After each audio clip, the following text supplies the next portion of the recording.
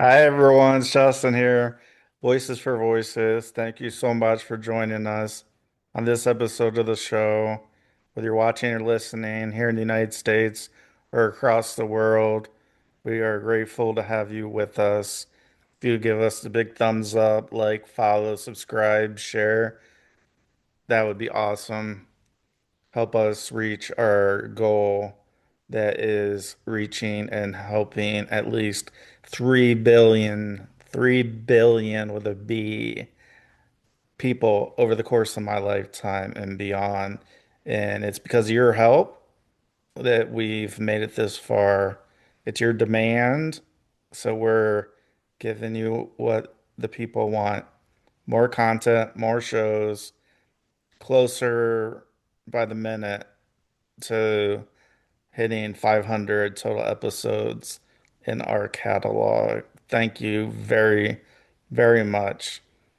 We have nothing but love and support for you and for everybody who's ever been a part of Voices for Voices, whether that's liking, following, subscribing, share, thumbs up, uh, reaching out to 25, 50, 100 of their contacts in their phone, letting them know about the Voices for Voices TV show and podcast.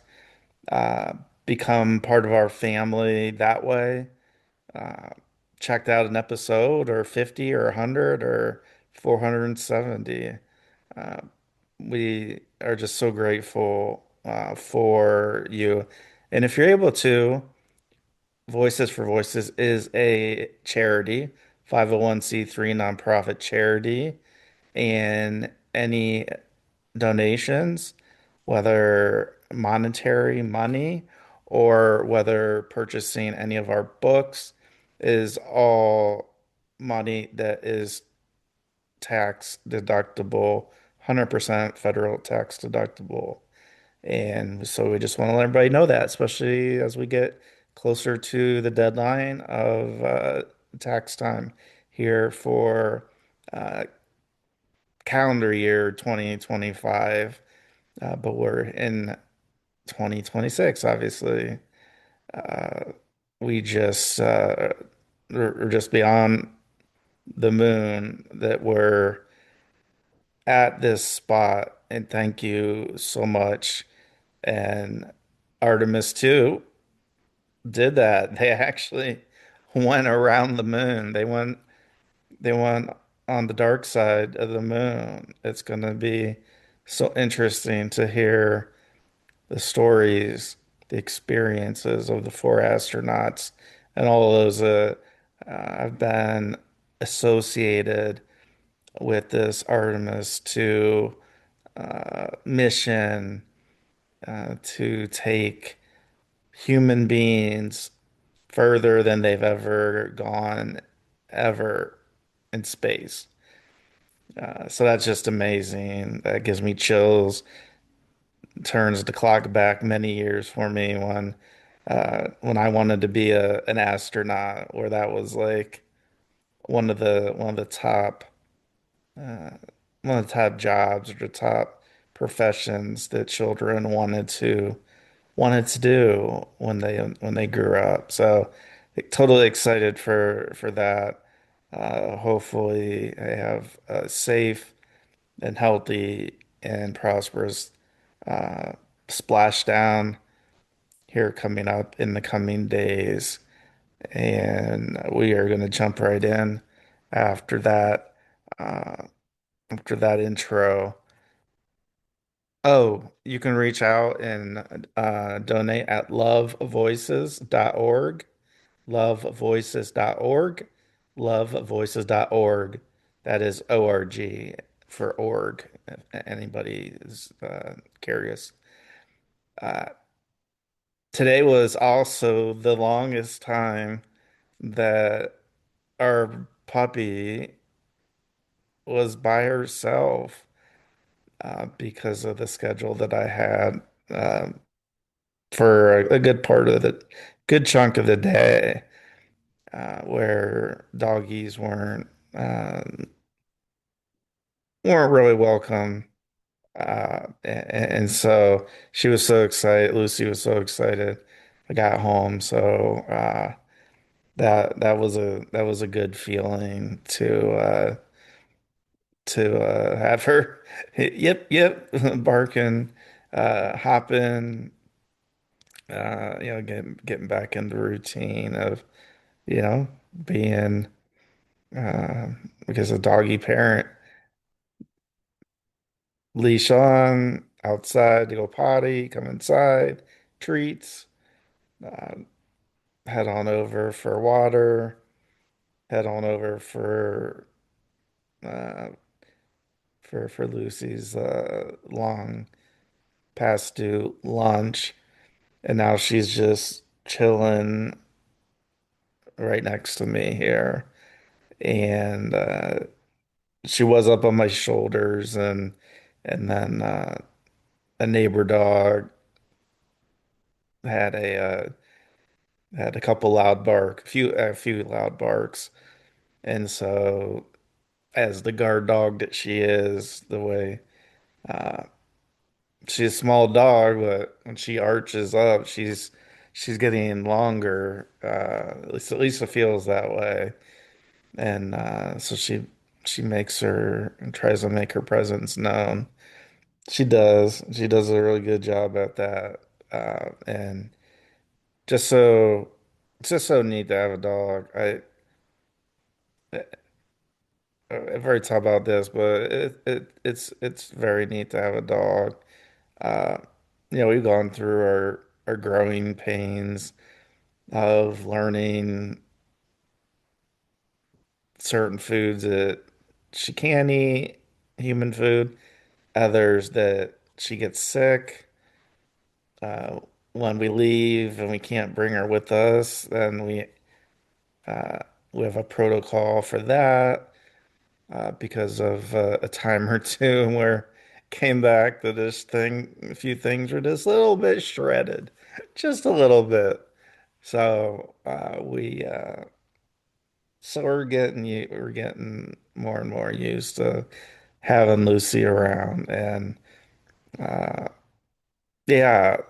So the topic today, or for this episode, is, I mean, you see the look on my face. Uh, it was a somber day earlier. Uh, I guess that's the best way to describe, what I was doing. I met my mom, a cousin of my dad. My dad is deceased and in heaven, and just gained a cousin in heaven. Used to play golf with them a few different times over the course of their lives. And so uh, we had the funeral today for my dad's cousin, and there's a lot of people that don't know, didn't know. So it was nice to be there with my mom. No matter what, it been nice to be there with my mom, but especially when I don't know, but maybe like two people, and those two people uh, are people that are talking to people that are coming into the church. There was a visitation calling hours last night. Didn't make it to, so there's a lot of people they wanted to pay their condolences, prior to the mass, prior to the church starting. And so my mom and myself, that we were two of those. Uh, it was very, very somber in a few different ways. One is somebody passed away, somebody's no longer on earth. Um, the first song, Amazing Grace, Uh, that was the first song, and I'll wrap up. So I'll kind of go through this ceremony and that, and then wrap up with how I felt and feel. Uh, yeah, with my dad just passing just a couple years ago. Seems like yesterday. So, Amazing Grace, two readings. There's a song in between the first reading and the second reading. Yeah, the priest did the gospel reading, did a homily. He shared about my dad's cousin, some very nice, very nice words, and had people laugh a little bit, talking about uh, just conversation he had with my dad's cousin prior to him passing. And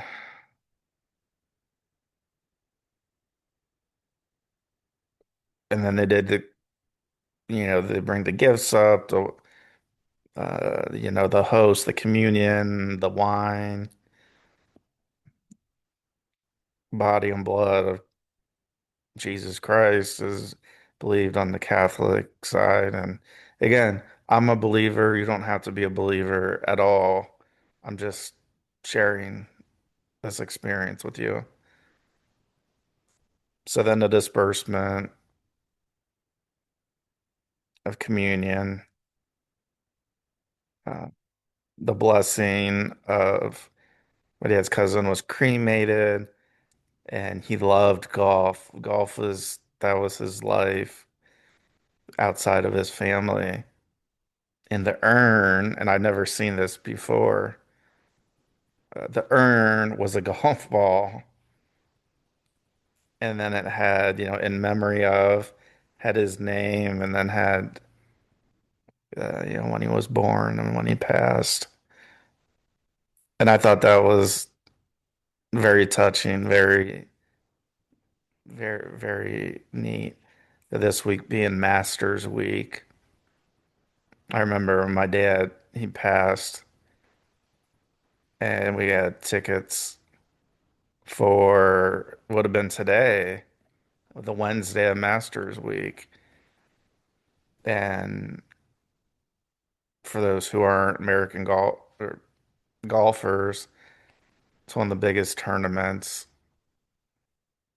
Um, one of the biggest tournaments that people look forward to, not just the golfers, but patrons. It's one of the hardest tickets to get of uh, any any sporting event that I know of.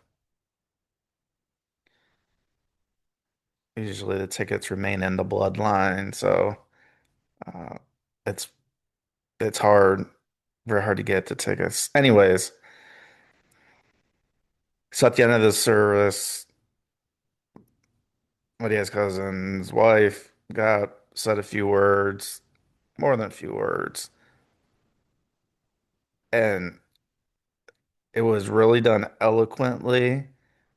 I'm a person that picks up on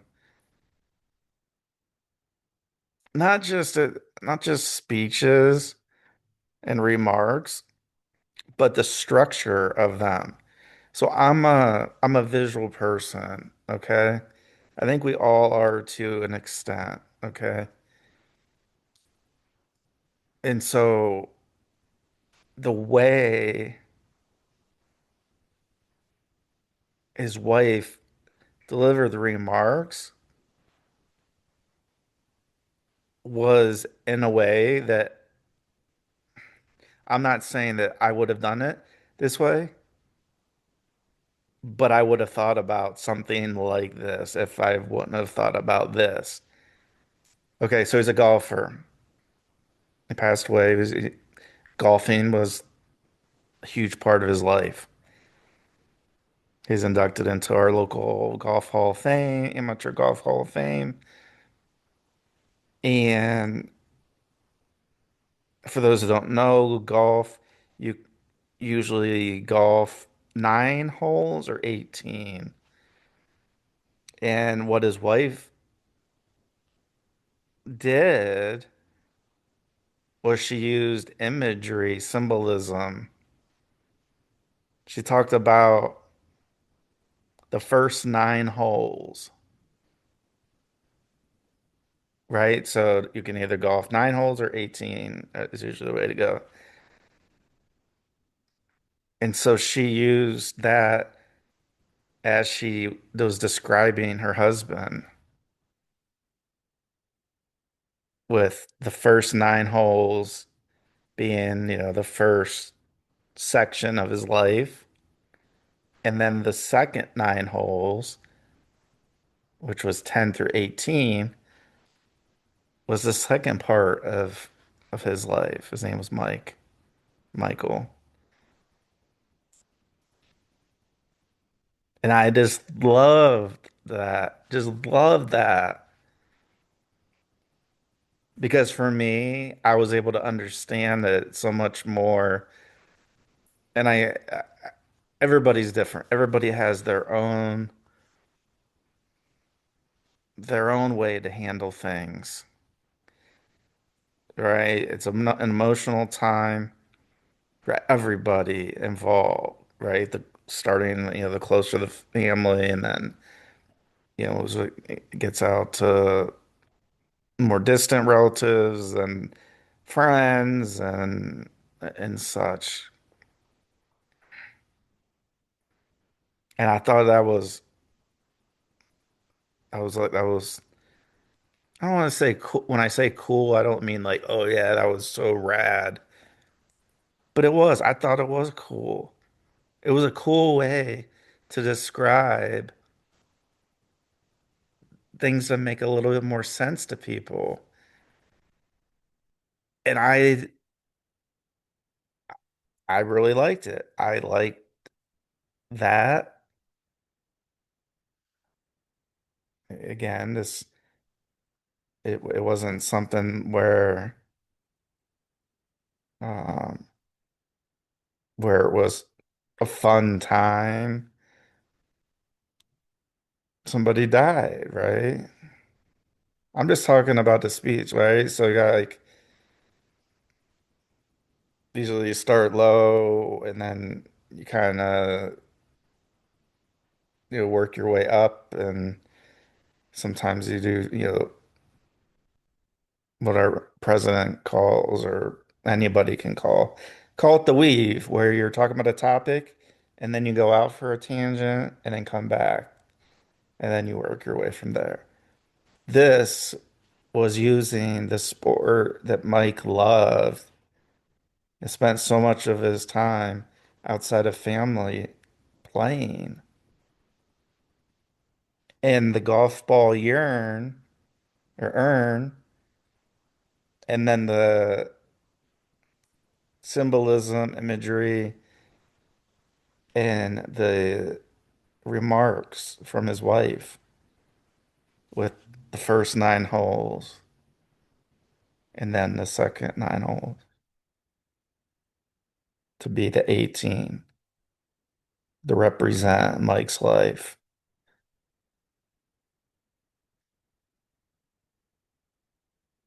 Then came probably the most emotional for me part. It was emotional throughout, but this part made it extra emotional. So my dad's favorite song, which I didn't, I didn't know until closer to the end of his earthly life, was "How Great Thou Art." And he loved is love, and I love the rendition that Carrie Underwood did just gets replayed unless you're at a concert.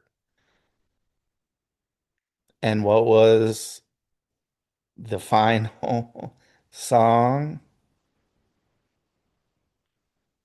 It was to the funeral. It was How Great Thou Art. And so I had a lot of tears during that time. And I think it's okay to have tears and to show emotions at any time in life. I think sometimes we get judged too harshly. Sometimes we judge others too harshly. Sometimes we judge our own selves too harshly. But that was my dad's favorite song. S- And I just visited him a couple days ago,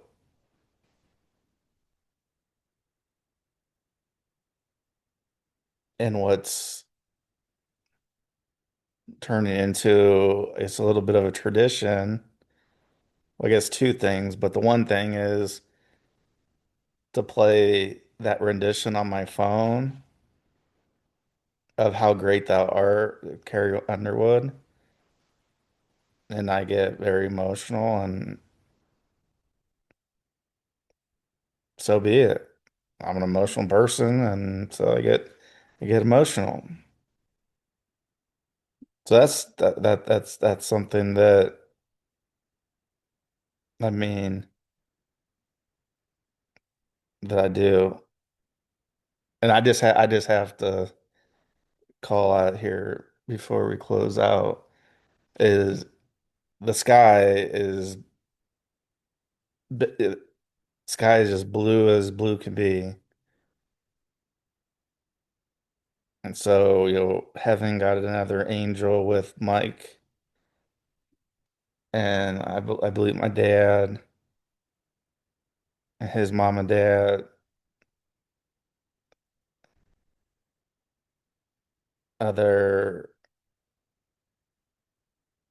friends, family, colleagues that left this earth before him,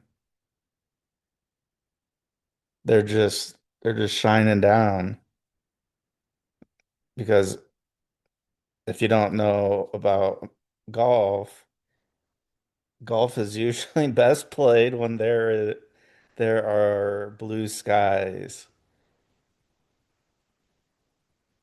which unless it's winter time, the weather usually is a little bit on the warmer side. So I just had to recognize that. And then the second thing that I do on my dad, when I pull away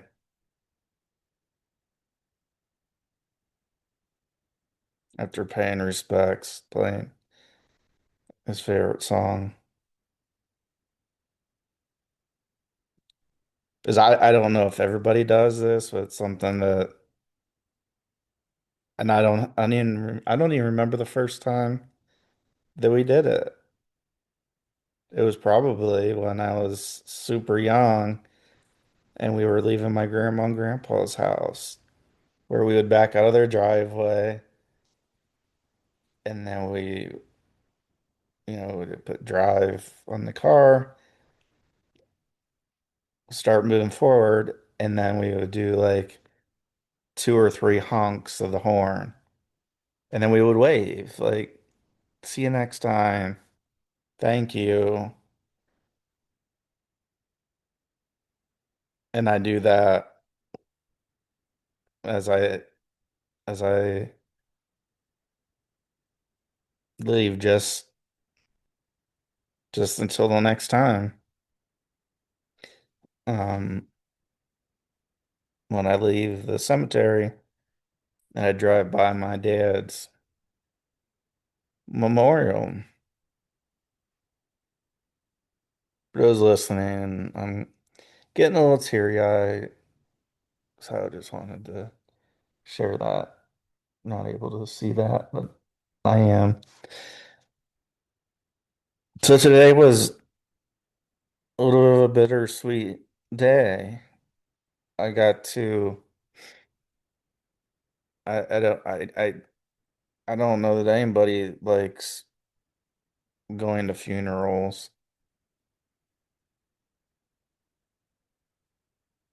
but I get so emotional.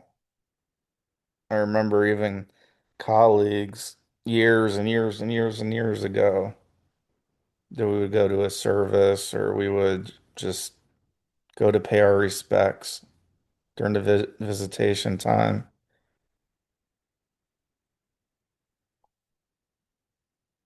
And I don't even know the person. Never met him in my life. If it's an open casket, you're seeing the person and it's like, oh my gosh, that person had so much more life to live. But again, as a believer, me, God, Jesus must need them more than down here on earth. And as the celebrant of the Mass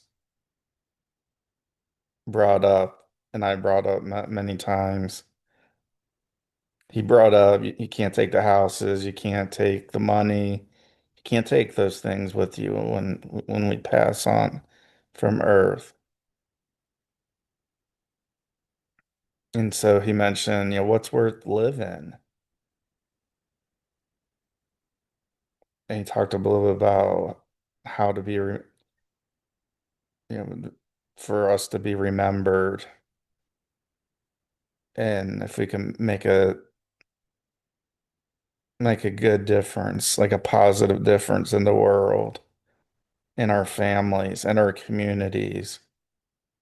And I thought that dovetailed beautifully with what we've been talking about over the last many episodes. Because we can't take it with us. No matter how much money, we can't take it. No matter what kind of cars, no matter what kind of houses, we have yachts, private jets. We can't take it with us.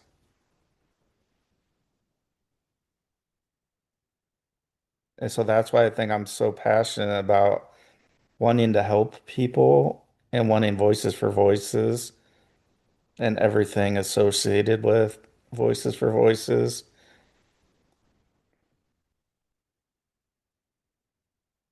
Well, I want to make a difference, a good difference, a positive difference in the world. I don't know how long people will remember me. I don't know how they'll remember me. I spent a good part of my life being a mean person, being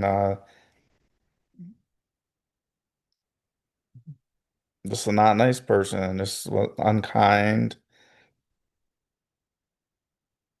I'm narcissistic from time to time now, but I was narcissistic almost all the time for a good part of my life. And so I'm trying to change course the best that I can.